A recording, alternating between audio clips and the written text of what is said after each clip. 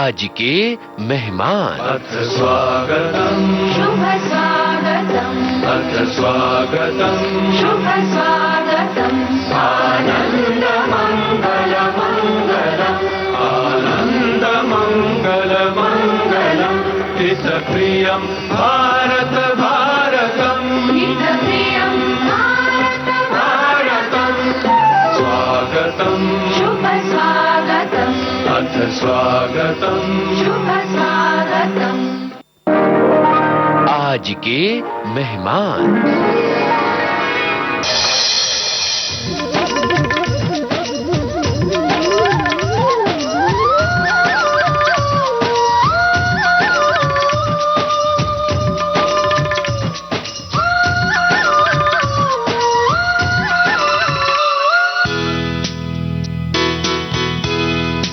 आज के मेहमान। इस कार्यक्रम में आज हमारी मेहमान हैं जानी मानी कलाकार मीता वशिष्ठ। इनसे बातचीत की है रेणु चतुर्वेदी ने। आज सुनिए इस बातचीत का पहला भाग। दोस्तों, आज हमारे साथ स्टूडियो में हैं अभिनेत्री। इनके बारे में अगर आपको बताएं तो थोड़ा सा आपको चलना पड़ेगा 1991-90 के दौर में। जी हाँ, स्पेस सिटी सिग्मा आपने देखा था। उसके बाद हमने भारत एक खोज में देखा इन्हें। फिर 55 खंबे, लाल दीवारें, स्वाभिमान, ऐसी तमाम धारावाहिकों में देखा। उसके बाद कहानी घर घर की, जोधा अकबर जैसे धारावाहिक थे, उसमें भी हमने देखा इनके अभिनय को। फिल्मों की बात करें तो आपको याद दिला दें ताल, कसाई, गुलाम, कस्बा, सिद्धेश्वरी, अहमक और छोरी अभी हाल ही में फिल्म आई। इसके संग संग इन्होंने और भी बहुत सारे काम किए हैं।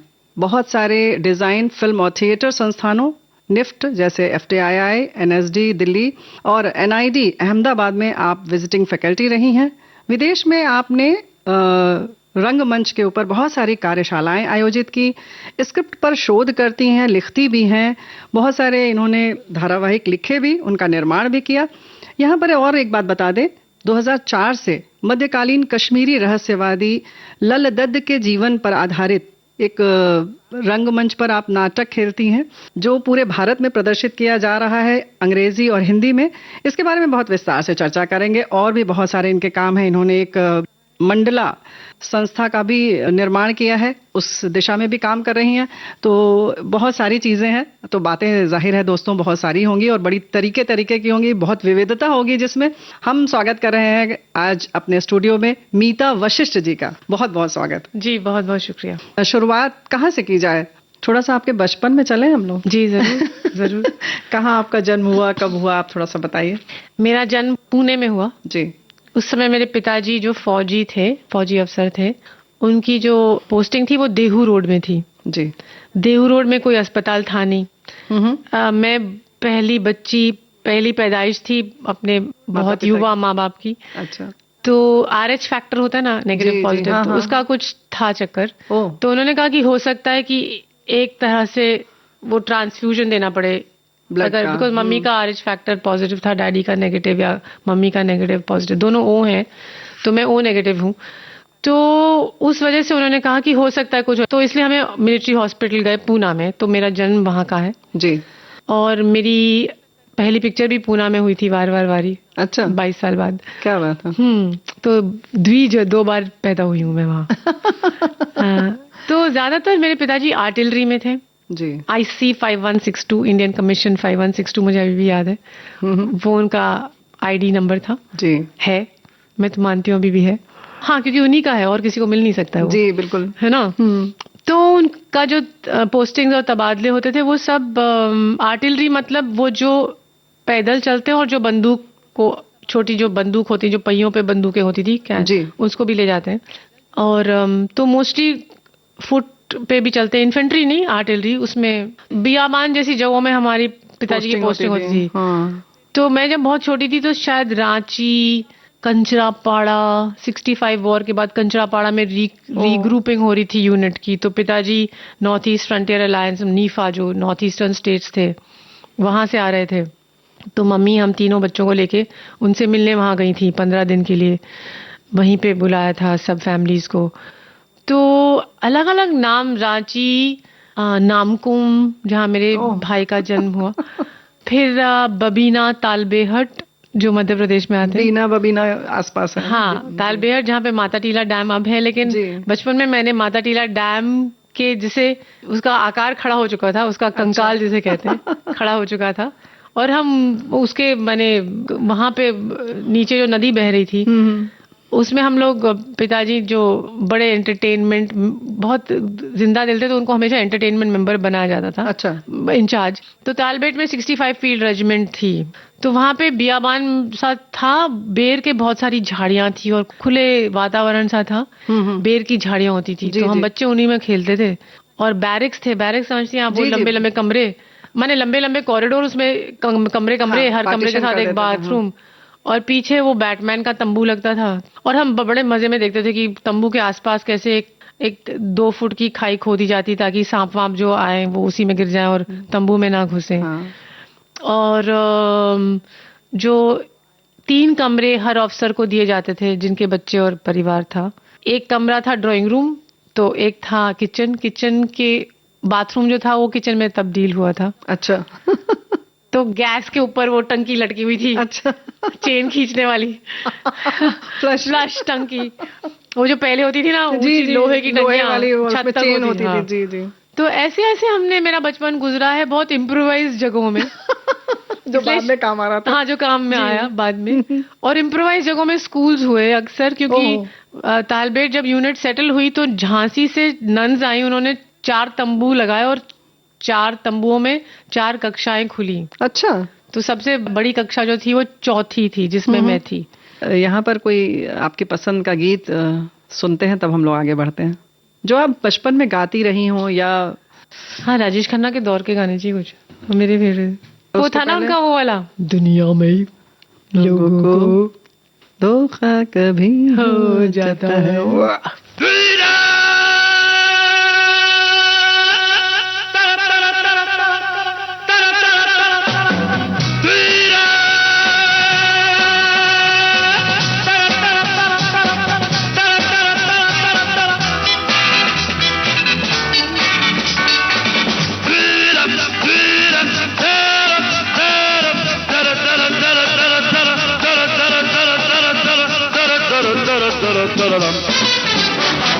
दुनिया में लोगों को धोखा कभी हो जाता है, आंखों में यारों का दिल खो जाता है। दुनिया में लोगों को धोखा कभी हो जाता है, आंखों में यारों का दिल खो जाता है।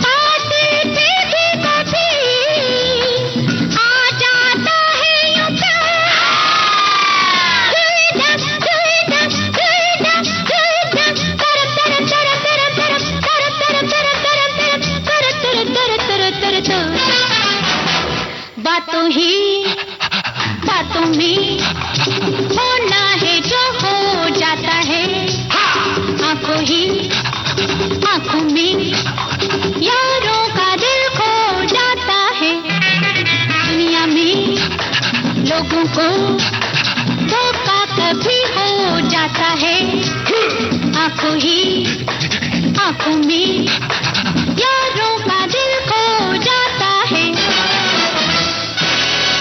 तो 2 साल हम लोग तंबू में पड़े, 2 बेंच लगा के। तो ऐसा बहुत कुछ होता था, पिकनिक्स थी, वो हम लोग जंगलों में जाते थे। और मैं बताऊं, ये अजीब बात होती कि किस तरह हिस्ट्री और लेजेंड कैसे बन जाती। तालबेट में जब हम थे तो मेरे पिताजी ने 2 जगहों के नाम ऐसे ही नामकरण कर दिए, यूं ही चलते फिरते। अच्छा। तो एक बड़ा सा तालाब था, झील थी जी। तो पूरी चांदनी रात में वहां पे पूरी यूनिट पिकनिक पे जाती थी पूरे परिवार के साथ। तो उसमें चांद का रिफ्लेक्शन हो रहा था, तो मेरे पिताजी ने उसका नाम चांद ताल रख दिया। अच्छा। चांद ताल। हाँ हाँ। ताल तालाब और चांद उसमें दिख रहा है तो चांद ताल। फिर एक बड़ा सा एक पत्थर था जो हाथी के आकार में था, बहुत ही हाथी बना था उसमें। तो उन्होंने कहा ये हमारा एलिफेंटा रॉक है। अच्छा। हाँ, एलिफेंटा, एलिफेंट से एलिफेंटा। तो कई साल बाद, ऑलमोस्ट 5-6 साल पहले, जो कि 30 साल 35-40 साल बाद मुझे कोई मिले अफसर, फौजी यंग थे, तो उन्होंने कहा, बातचीत करने लगे वो मुझसे, कहीं मिले पता नहीं कहाँ, कोई ट्रैवल था या एयरपोर्ट था कुछ था। मैंने कहा आप कहाँ पे? कहते मैं आर्टिलरी से हूँ। मैंने कहा अच्छा अच्छा, मेरे पिताजी। कहते हैं कि, मैंने कहा आप कहाँ पे पोस्टेड हैं? कहते आपने जगह का नाम नहीं सुना होगा, तालबेट। अच्छा। तो मैं चुप रही। मैंने कहा अच्छा। कहते वहाँ बहुत बड़ा आर्मी बेस है। और मैंने कहा और कैसा है वहाँ पे, क्या है? तूने कहा वहाँ पे बहुत बड़ा। मैंने कहा स्कूल वूल कैसे हैं? तूने कहा बहुत बड़े सेंट्रल स्कूल हैं ये वो। जी।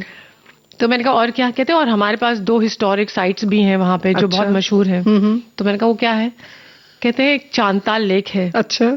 और एक एलिफेंटा रॉक है जो प्राचीन है, जिसका नामकरण आपके पिताजी ने किया। तो मैंने कहा वो प्राचीन नहीं है, उनको आप, मैं डेट दे दूंगी आपको, 1967 के से उनका नाम पड़ा है, वो मेरे पिताजी ने ही रखा था। तब मैंने उनको बताया जी। तो ऐसा बड़े कमाल की चीजें होती है। और अक्सर उन दिनों हम लोग जब नदियों में जाते थे तो हमारे जो खिलौने थे वो सारे जो अच्छे अच्छे चमकीले से या एकदम चिकने से पत्थर मिलते हैं ना, हाँ, बहुत सुंदर। तो अक्सर हमारे माता पिता, जो हमारा जो सामान जाता था एक जगह से दूसरे, वो 2 बड़े बड़े बोरे पत्थर होते थे, पत्थरों के जी, ड्रिफ्टवुड के, ये हमारी जमा खिलौने होते थे।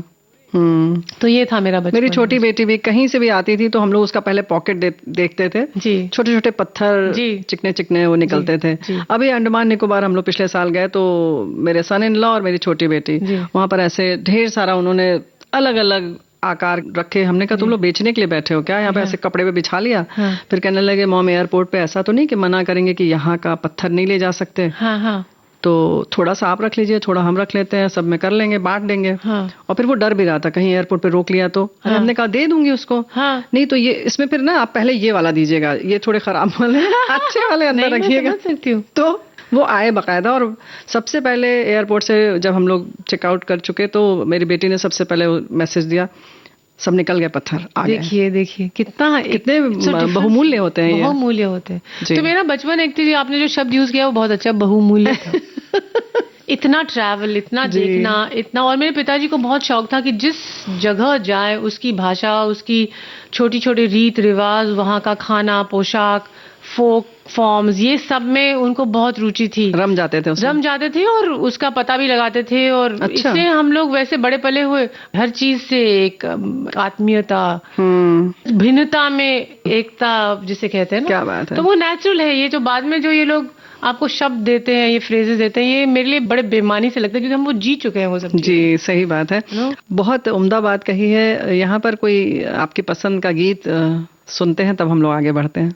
आपकी आँखों में कुछ महके हुए से राज है, आपसे भी खूबसूरत आपके अंदाज है, आपकी आँखों में कुछ, आपकी आँखों में कुछ महके हुए से राज है, आपकी आँखों में कुछ महके हुए से राज है, आपसे भी खूबसूरत आपके अंदाज है, आपकी आंखों में कुछ महके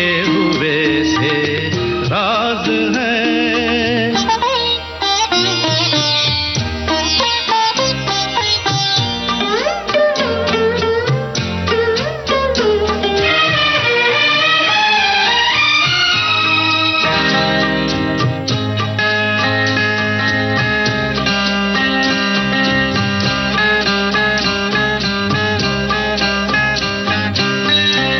हिले तो मोगरे के फूल खिलते हैं कहीं, लब हिले तो मोगरे के फूल खिलते हैं कहीं, आपकी आंखों में क्या साहिल भी मिलते हैं कहीं, आपकी खामोशियाँ भी आपकी आवाज है।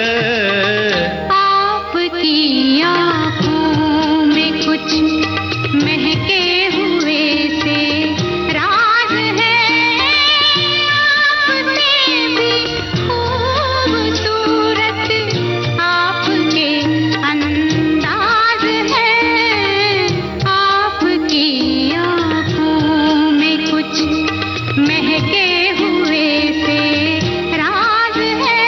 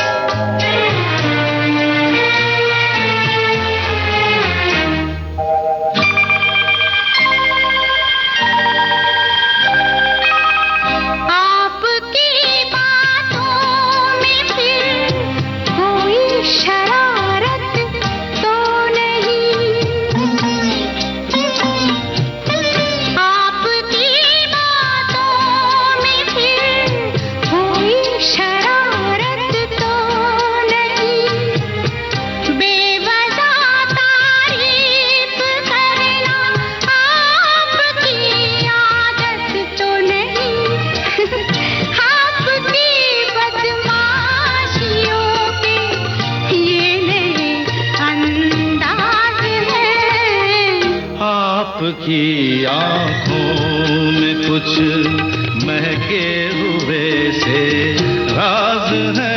आपसे भी खूबसूरत आपके अंदाज है, आपकी आंखों में कुछ महके हुए से राज है। आपका जो धारावाहिक चलता था बहुत सारे लोगों ने बचपन में देखा होगा, तो स्पेस सिटी जो था एक फिक्शन था, जी, है ना? पहला साइंस फिक्शन इंडियन टेलीविजन पे। जी हाँ जी। तो वहां से आपकी शुरुआत हुई? हाँ, वहां से एक्चुअली शुरुआत एक साथ हो गई कई सारी, क्योंकि स्पेस सिटी सिग्मा चल रहा था, साथ में सिद्धेश्वरी की शूटिंग चल रही थी बनारस में, साथ में अचानक यश चोपड़ा जी भी बीच में आ गए और उन्हें चांदनी में मुझे खींच लाए। तो अक्सर ये होता था, पहले राष्ट्रीय नाट्य विद्यालय से जब मैं पास आउट हुई 87 में, तो सबसे पहली फिल्म थी कुमार शाहनी की छोटी एक डिप्लोमा फिल्म थी, माने उन्होंने एक एडिटिंग स्टूडेंट के लिए डायरेक्ट की थी, बार बार वारी। उसको मनी कौल जी ने देखा, सिद्धेश्वरी में मुझे कास्ट किया। मनी कौल जी बहुत बड़े फिल्ममेकर जी, और हाँ, जितने कुमार शाहनी जी और उनका नाम एक साथ लिया जाता था, जैसे कि सत्यजीत रे और ऋतिक घटक का नाम एक साथ लिया जाता है, बिल्कुल उस तरह से। तो ऐसा एक दौर था जहाँ पे कुछ समय मैं बनारस में हूँ, फिर बम्बई गई, फिर दिल्ली आई स्पेस सिटी की शूटिंग के लिए, फिर बम्बई, फिर बनारस। तो पहला साल एनएसडी के बाद ऐसे ही कुछ चलता रहा। तो एनएसडी के बाद तुरंत आपको काम मिल गया? तुरंत मिला। मुझे लगता है मैं बहुत ही खुशकिस्मत थी और कुछ अलग ही था वो दौर। एक तो नाटक जितने थिएटर रेपर्टरीज थी वो सब बंद पड़ गई थी, क्योंकि अचानक धारावाहिक आ गया था हमारे टेलीविजन की दुनिया में। बिल्कुल। बुनियाद और हम लोग वो सब आ चुके थे जब हम लोग सेकेंड ईयर एनएसडी में थे। तो जब तक मैं पास आउट हुई एनएसडी से, तो वो जो एक सपना था कि हम तो रेपर्टरी के बहुत बड़े एक्टर बनेंगे, वो सब गायब हो गया क्योंकि सब रेपर्टरीज बंद हो गई थी जी। और जितने महारथी एक्टर थे वो सब टेलीविजन खींच के ले गया था उन्हें।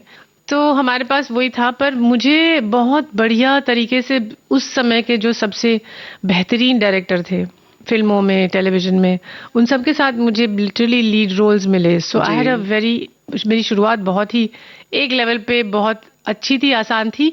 लेकिन मैं आपको एक अजीब सी बात बताऊं, मुझे मालूम था कि ऐसा होगा क्योंकि मुझे लगा जिस किस्म की तैयारी करके मैं आई हूँ जी 4 साल की, वो भी MA अंग्रेजी के बाद 4 साल नाटक पढ़ना और उस पे इतना चिंतन मनन करना, तो मुझे लगा इसके बाद तो सब जो होगा वो बेहतरीन ही मिलेगा और ऐसा ही हुआ।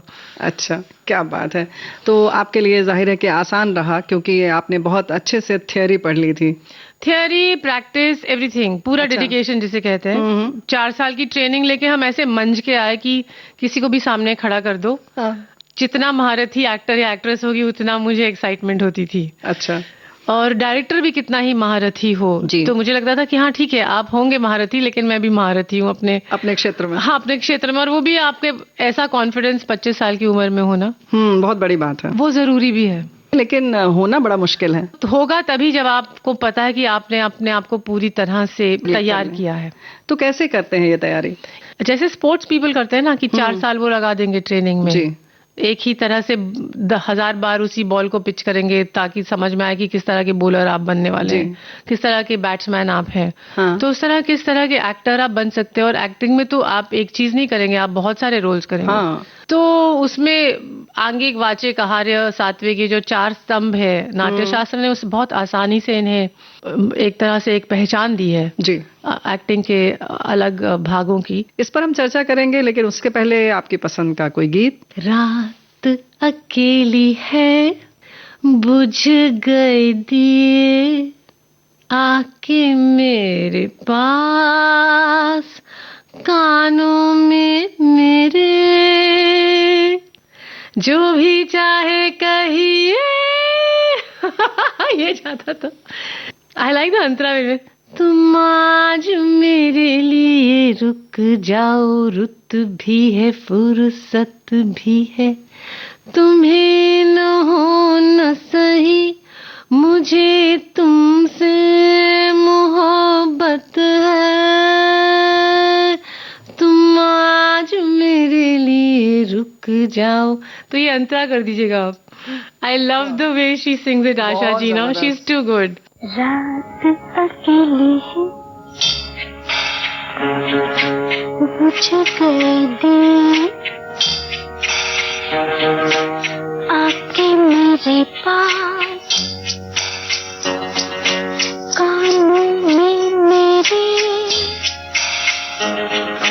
जो भी चाहे कहिए, जो भी चाहे कहिए। रात अकेली है, बुझ गए दिए, आके मेरे पास, कानों में मेरे, जो भी चाहे कहिए,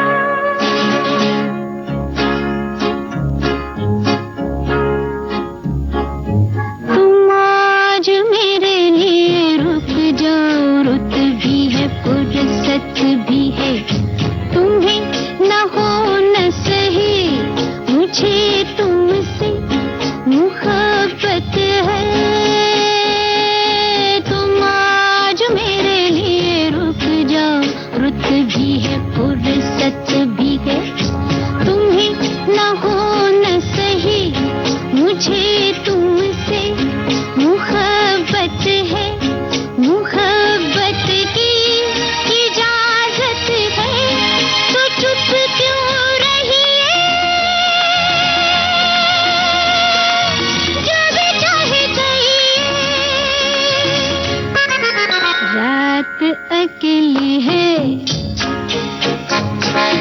बुझ गए दिए, आके मेरे पास, कानों में मेरे, जो भी चाहे कहिए,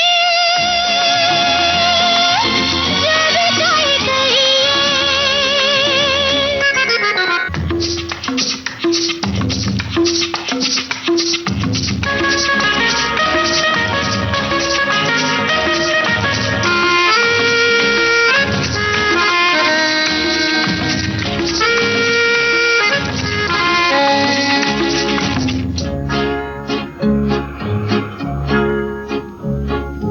सवाल बनी हुई दबी दबी उलझन सीनों में है, जवाब देना था तो डूबे हो पसीनों में। सवाल बनी हुई दबी दबी उलझन सीनों में है, जवाब देना था तो डूबे हो पसीनों में। धनी है दो हसीनों में, तो चुप क्यों रही है, जो भी चाहे कहिए। रात अकेली है, बुझ गए दिए,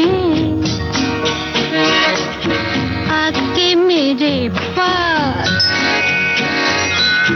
कानों में मेरे, जो भी चाहे कहिए, जो भी चाहे कहिए। रात अकेली है, बुझ गए दिए, आके मेरे पास, कानों में मेरे, जो भी चाहे कहिए, जो भी चाहे कहिए।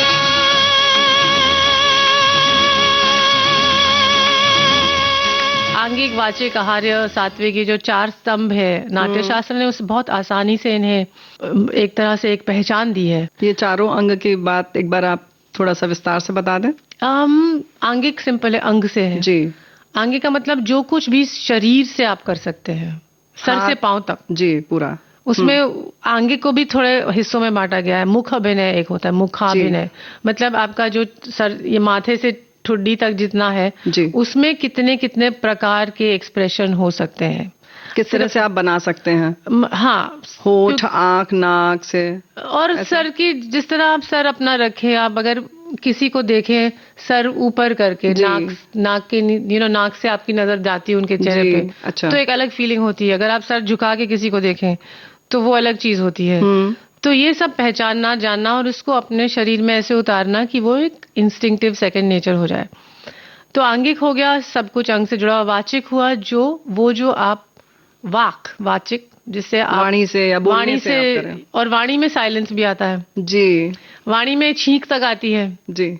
तो वो जो कुछ जिसका आभास कानों के जरिए हो, सांस का छोड़ना, एक वो जो सुनाई देता है, जिसे हम अंग्रेजी में साय कहते हैं, या आह भरना जिसे कहते हैं, वो वाचिक में आएगा। और फिर आहार्य जो है वो आपके शरीर के बाहर जो चीजें हैं, जैसे आप कुर्सी पे बैठती हैं, तो मुझे कैसे पता है कि ये आपकी कुर्सी है।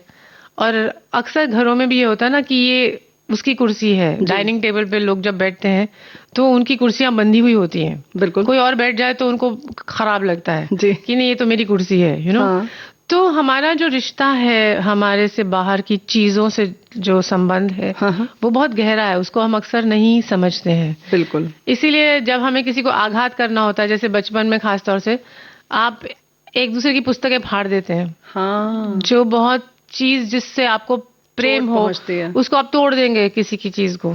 तो मेरी एक सहेली थी जिनके अपने पति से थोड़ी अनबन चल रही थी कई सालों से। जी। तो उनको नहीं आभास हुआ, लेकिन क्योंकि मैं एक्ट्रेस हूँ, मैं समझ गई। कहती है उनका अपना फार्म था, तो कहती जो पेड़ मुझे अच्छा लगता है ना, ये 4 दिन बाद उसे कटवा देते हैं। कहते हैं कि ये तो इसमें ये कीड़ा लग गया, ये हो गया, वो हो गया। तो मैं उनको बताना नहीं चाह रही थी कि ये एक तरह से आप पे आघात किया जा रहा है। तो माने चीजों का, वस्तुओं का हमारे जीवन से बहुत गहरा, तो ये आगे हम निर्जीव समझते हैं। हाँ, निर्जीव कुछ नहीं होता है जी। निर्जीव इसलिए भी नहीं होता क्योंकि आपका कुछ उसमें भावनात्मक जुड़ाव है, आपने भावनाओं से जुड़ी हुई है। तो आहार्य उसे कहते हैं। और सात्विक जो होता है वो एक टोटल एक्सपीरियंस होता है, जो इन तीनों चीजों के बहुत तरीके के मिश्रण से बन के आता है। तो ये जो अंग है, इन सब पे अलग अलग तरीकों से काम किया जाता है। आंगिक में आपको योगा करना पड़ेगा, dance, martial arts, improvisations, modern dance, ये सब होता है। वाचिक में आप संगीत सीखेंगे, रिदम सीखेंगे, जुबान को ढीला कैसे करते हैं, तो उसके लिए आप शायद कथक की बीट्स को सीख लें। ये सब प्रोज, पोइट्री, ये सब आता है उसमें। तो इसका आपको जानकारी होनी चाहिए और इसका अभ्यास होना चाहिए। आप क्या बात है, ऐसा नहीं कि दिमाग में जान लिया। हाँ, जो मैंने पहला गाना सीखा था एनएसडी ज्वाइन करने के लिए, मुझे अचानक लगा मुझे कुछ तो सीखना चाहिए, तो मैंने यमन कल्याण सीखा था। और हमारी थी चंडीगढ़ में एक टीचर मिसेस साठे, वो सब बच्चों को, सभी बच्चों की टीचर थी वो क्लासिकल के लिए। तो उन्होंने यमन सिखाया था, फिर एक छोटा सा भजन सिखाया था। नंद किशोरा नवनीत चोरा वृंदावन संचारा साईं, वृंदावन संचारा। हे शेष शयना, हे गरुड़ गमना, हे शेष शयना, हे गरुड़ गमना, अरविंद नैना गोपालना साईं, अरविंद नैना गोपालना साईं, नंद किशोरा नवनीत चोरा वृंदावन संचारा साईं। ये मैंने अपने एग्जाम में गाया था, इंटरव्यू में। और एक और उन्होंने सिखाया था जो थोड़ा अलग था। गुरु बिन कैसे गुण गावे, गुरु न माने तो गुण नहीं आवे, गुणियन में बेगुण कावे, नीरे गामा गरे सा। ऐसा चलता था। लेकिन आपको अभ्यास होना चाहिए, अभ्यास बहुत जरूरी है, रियाज होना चाहिए, रियाज जरूरी है। और वो रियाज कभी रुकता नहीं है। मैं इतने सालों बाद भी आज भी नवरस साधना की क्लासेस करती हूँ ऑनलाइन, कभी कभी, जो जितने हमारे महारथी गुरु हैं जो इस देश में है। हाँ जी। तो ये जो है, इन सब पे बहुत मेहनत करनी होती है। मेहनत का काम है, उस मेहनत का मजा अलग है। वो अलग ही है, चेहरे से दिख रहा है जी। वो जो सुकून है और एक आत्मविश्वास है, वो सब आता है आप में। फिर आपको ना गॉडफादर की जरूरत होती है, ना किसी पे आप निर्भर होते हैं, ना आप इनसिक्योरिटी के वो होते हैं कि मुझे कोई मिलना चाहिए जो मेरा कैरियर बना दे इंडस्ट्री में। सही बात है। वो सब की जरूरत आपको पड़ती नहीं है। बहुत महत्वपूर्ण बात तो हो रही है। यहाँ पर अगर हम सिद्धेश्वरी की बात करें जी, तो वैसे आप गाती भी हैं जी, तो आप क्या सुनाएंगे इस वक्त? अब सिद्धेश्वरी की बात चले तो उससे जुड़ा कुछ सुनाएंगी या कुछ और सुनाएंगे आप? नहीं, उनसे जुड़ा ही एक थोड़ा सा उनकी नकल मुझे करनी थी, क्योंकि मणि जी ने कहा था कि आप अगर हो सके तो कुछ ठुमरी याद कर लीजिए लिप सिंक के लिए। अच्छा। तो मैंने इतना उस पे रिहर्सल की, बल्कि कल मैं परसों किसी से मिली थी तो उन्होंने कहा ये पूरा होटल नीचे माने पूरा होटल गूंजता था। क्योंकि मैं वो कैसेट प्लेयर पे सिद्धेश्वरी जी की ठुमरी लगा के उसको फुल वॉल्यूम पे करके उसके ऊपर गाती थी। अच्छा। और हाँ, उससे लाउड होकर, लाउड, क्योंकि उन दिनों माइक वाइक नहीं होते थे, तो जितने ठुमरी सिंगर्स थे वो अपने पूरा शरीर उसमें ताकत लगा देते, ताकत लगती थी जी। सांस कहीं अंदर से आती थी। तो उनकी एक ठुमरी है जो रिकॉर्डेड है एज अ रिहर्सल, तो वो मैं थोड़ा सा 2 लाइनें दोहरा दूं। और अगर हो सके तो आप सिद्धेश्वरी जी का एक कुछ बजा दीजिए। जरूर लगाएंगे। तो ये जो है, ये हमसे नजरिया काहे फेरी रे बालम जी। क्या बात। हमसे नजरिया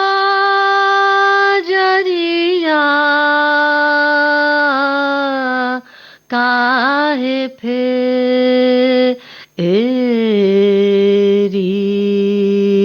रे बालम जी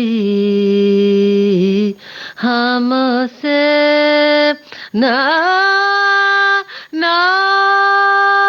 नजरिया काहे फेरी रे बालम जी बालम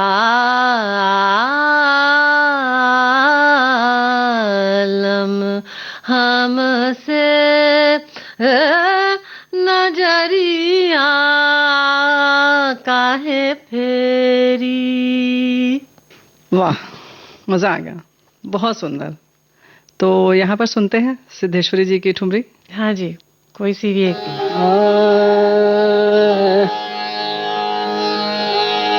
हरिया मैं तो ताद बार जावा बे हरिया मैं तो बार जावा बे हरिया मैं तो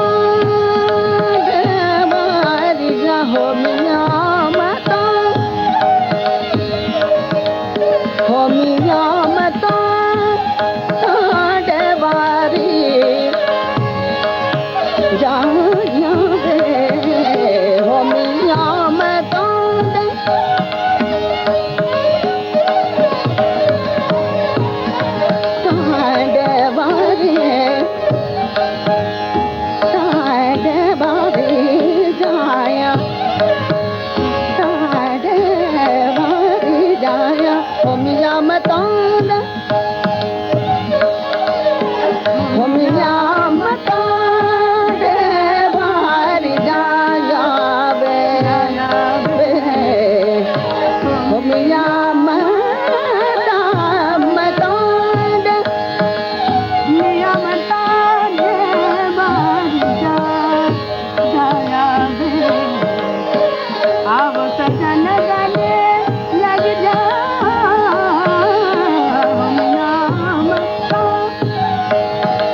सजन गले लगी हो मिया मैं तो हो मिया मैं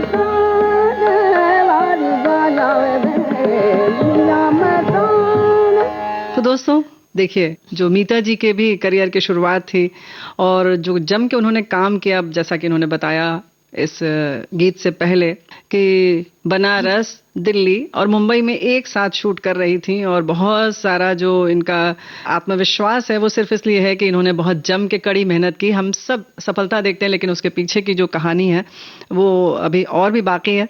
तो मीता जी, उसके बाद ये सिलसिला जब शुरू हुआ तो आज तक चल रहा है बखूबी। तो मीता जी, ये बताइए कि फिर आपने भारत एक खोज में भी कुछ धारावाहिक की कड़ियों में थी आप, तो उस समय क्या अनुभव था आपका?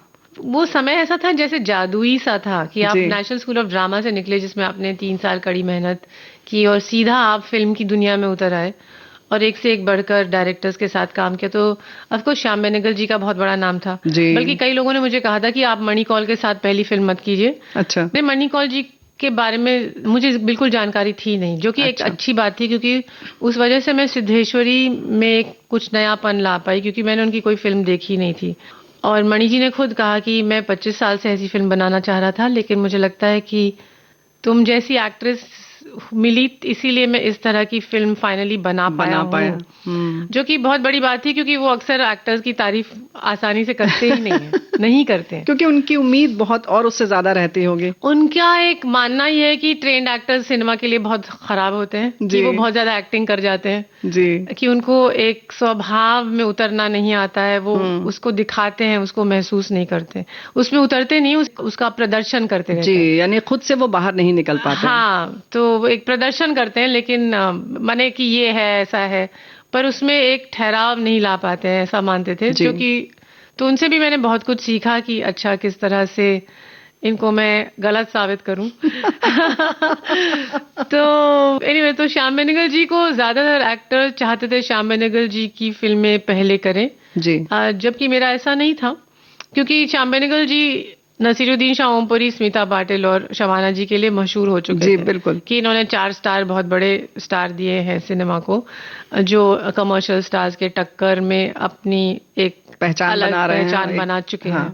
तो जब भारत एक खोज के लिए उन्होंने बुलाया मुझे, ऑफ कोर्स एक कॉन्फिडेंस था, जो मैं कहती हूँ कि बड़ा अच्छा एक तरह का स्वाभिमान होता है आपके अंदर, खासतौर से जब आप युवा हों, जो पहचान, जिसने पहचान लिया है कि मेरे अंदर एक हुनर है और उस हुनर का मुझे तरीके से उसको रखना है, उसमें उसका आप गर्व नहीं कर सकते हैं कि ये मेरा है जी, वो एक देन है ऊपर वाले की, उसे आपको संभाल के रखना है सलीके से, कायदे से, और उसका सम्मान करना, और सम्मान करना। बिल्कुल सही कहा आपने। क्या तो जब आपके पास वो हो तो फिर आप, जितने महारथी लोग आए, आपको लगता है कि आप किसी अपने से मिल रहे हैं, अपने लेवल के।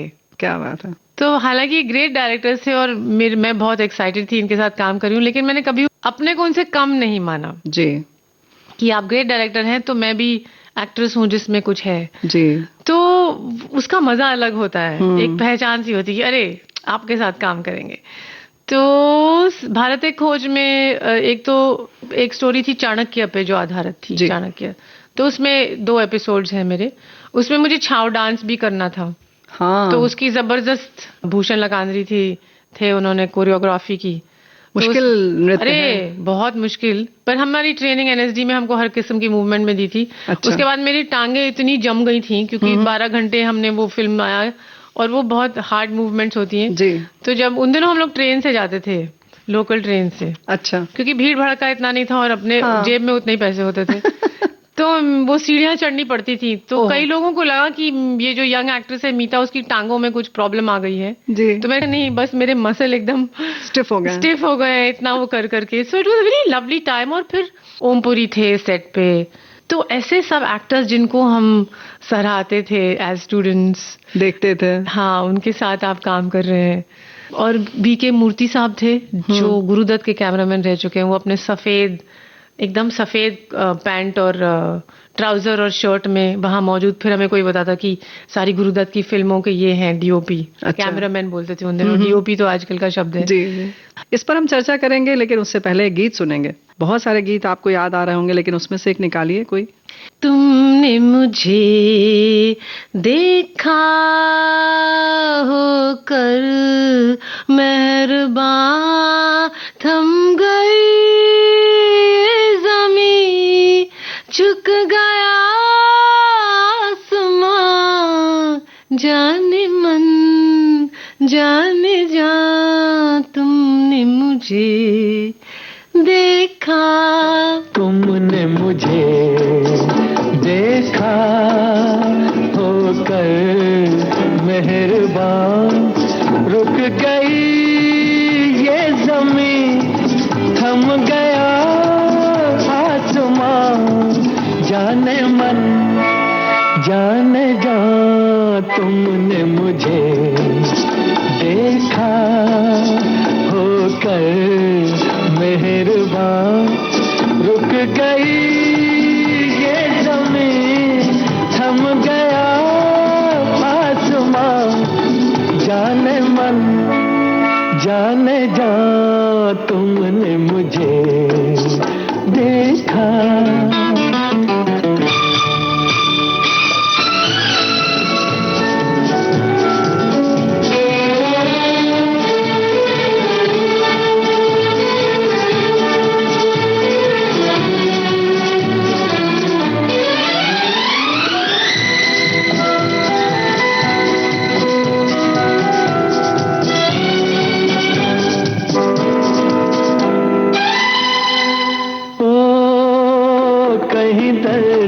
सहरा में रुकते चलते होते, इन होठों की हसरत में तपते जलते होते, मेहरबान हो गई जुल्फ की बदलियां, जाने मन जाने जा तुमने मुझे देखा होकर मेहरबान, रुक गई ये ज़मीं, थम गया आसमां, जाने मन जाने जा तुमने मुझे देखा।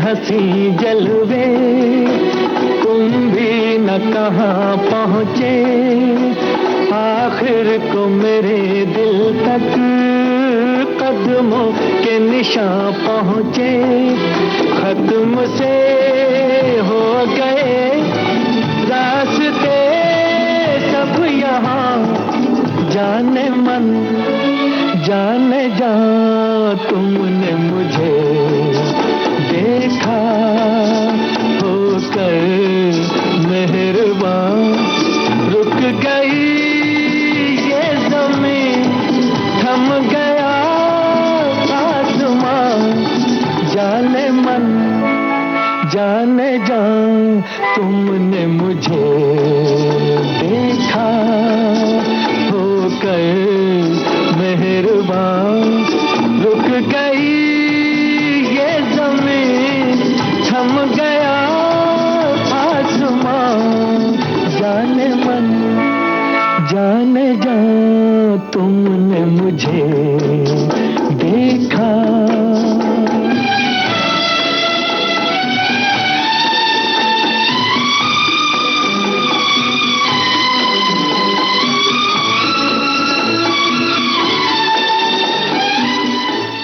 आपको पता था जो कैमरा के पीछे हैं वो सब महारथी लोग हैं, तो आपको ऐसा लगता था कि आप कितनी अच्छी जगह में और आप कितने फॉर्चुनेट हैं कि आप ऐसे लोगों से घिरे हुए हैं इस उम्र में, वो आपको शूट कर रहे हैं। So it was a very magical time.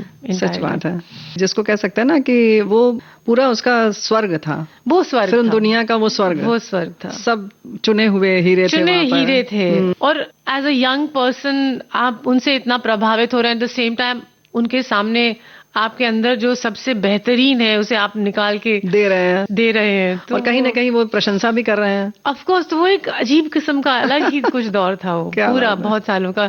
बल्कि वो उन दिनों मेरे पास इतना लगातार काम था कि श्याम जी से एक बार मैंने कहा, श्याम बेनेगल से, कि श्याम जी मेरे पास ना पिछले 3 साल में मुझे एक संडे ऑफ नहीं मिला है। तो उन्होंने मुझे एक बड़ी अजीब नजर से देखा। उनकी गाड़ी में बैठी थी, वो मुझे कहीं आधे रास्ते छोड़ने वाले थे पैकअप के बाद, जहाँ मेरा घर आता।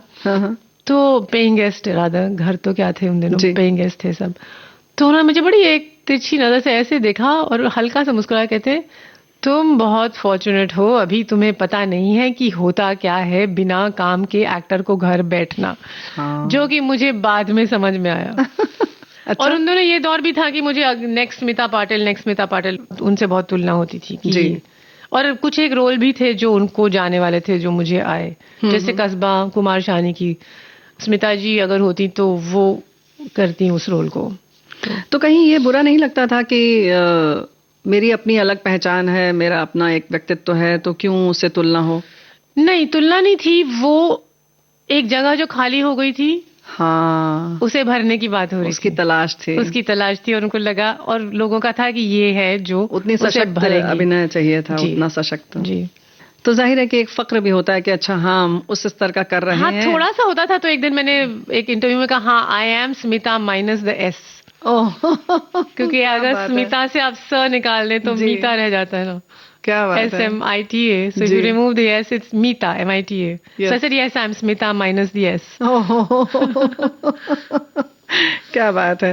फिर अगर हम बात करें कि फिल्में, जैसे आपने बताया कि वो सब तो फिल्में मिली, लेकिन फिर उतना ही आपने कॉमर्शियल फिल्मों में भी अपना दबदबा बनाया। कमर्शियल शुरुआत हुई ताल गुलाम से एक्चुअली जी जिसमें ऑफ कोर्स हमारी फिल्म ध्रुवकाल जो गोविंद निलानी जी के लिए मैंने की थी उसमें लीड रोल था with Om Puri playing Om and I were in the lead role and उसमें अमरीश पुरी थे नसीरुद्दीन शाह और उन दिनों अब आप देखेंगे तो आप पहचानेंगे कि मनोज वाजपेयी भी थे जी काफी सारे यंग एक्टर्स वहां से शुरुआत हुई थी तो ओम and I were playing the lead the couple it was a very exciting thing तो वो फिल्म 9 हफ्ते फुल हाउस चली बम्बई में क्या बात है जबकि आई थिंक एक आध कोई फिल्में बनी थी उन दिनों एक एक्ट्रेस जिनका नाम नहीं लूंगी उनकी लॉन्च फिल्म थी वो पिट गई ओहो हफ्ते भर में वो उतर आई वो बहुत बड़ी स्टार कास्ट थी जी लेकिन ध्रुवकाल 9 हफ्ते सिनेमाज में चली फुल हाउसेस और उसके बाद कमल हसन जी जो साउथ तमिल के जो बहुत बड़े सुपरस्टार हैं आपको सब जानते हैं उन्होंने वो फिल्म देखी और उनको इतनी पसंद आई कि उन्होंने उसके राइट्स लिए और स्टोरी के राइट्स जो गोविंद निलानी जी की स्टोरी थी खुद उनकी तो गोविंद निलानी जी से राइट्स लिए बाकायदा और उसको रीमेक किया तमिल में जी तो वो ऑलरेडी एक कमर्शियल हिट हो चुकी थी ध्रुवकाल जी उसके बाद अगर हम एकदम वेरी टिपिकल कमर्शियल पे आए जो कि बहुत उस समय काफी दायरा था कमर्शियल और आर्ट के बीच में तो फिर गुलाम से शुरुआत होती है महेश भट्ट थे उस समय बाद में विक्रम भट्ट आए जी जी तो गुलाम में भी मैं नहीं करना चाह रही लॉयर का रोल क्योंकि मैंने कहा ये कमर्शियल फिल्म में मुझे करना ही नहीं है अच्छा हालांकि चांदनी हो चुकी थी तब तक हाँ पर चांदनी भी ऐसे बाय डिफॉल्ट सी कुछ हुई थी क्योंकि यश जी ने गाड़ी भेज दी दिल्ली में मेरे घर पे क्योंकि मैं आ ही नहीं रही थी सेट पे लोगों ने उन्हें बताया था कि एक यंग एक्ट्रेस है उसे आप देख लीजिए और मैं भागती थी दूर क्योंकि उन दिनों हमारे लिए कमर्शियल स्टार्स को हमने सिर्फ पर्दों पे देखा था या फिर पोस्टर में और वो पोस्टर भी हैंड पेंटेड होते थे हाँ उस समय तो जी जी या फिर मैगजीन्स में तो वो दुनिया अलग थी मुझे कमर्शियल फिल्में बहुत पसंद है मुझसे ज्यादा मेरी माँ को पसंद है अच्छा हाँ ना तो हम लोग देखते थे सराहते थे एज एन ऑडियंस पर मैंने अपने आप को एज एन एक्ट्रेस कभी नहीं देखा उसमें क्योंकि वो दौर अलग था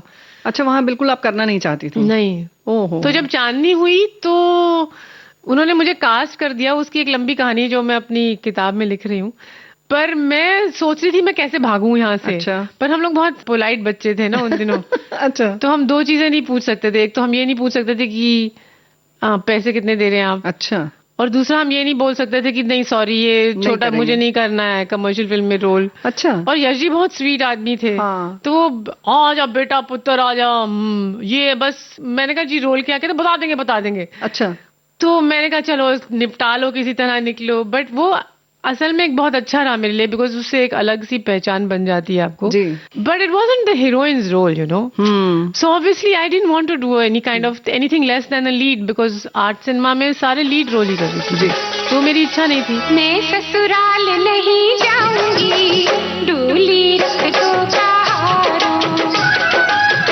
साल 2 साल नहीं जाऊंगी डोली रख दो कहारों मैं ससुराल नहीं जाऊंगी डोली रख दो कहारों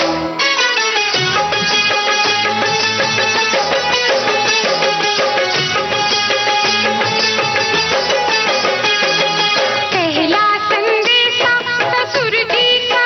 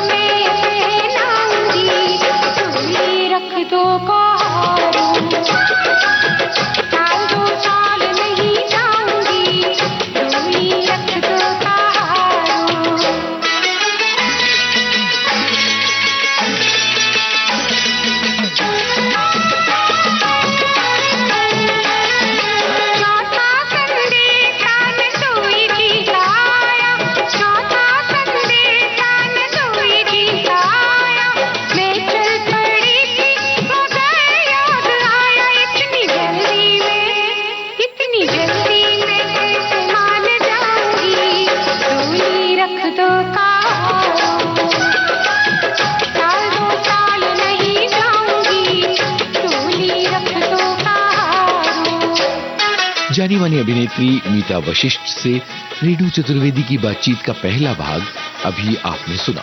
रिकॉर्डिंग इंजीनियर अनुश्री गुप्ता, प्रस्तुतकर्ता जुबैर खान। इस कार्यक्रम का दूसरा भाग आप सुनेंगे अगले हफ्ते।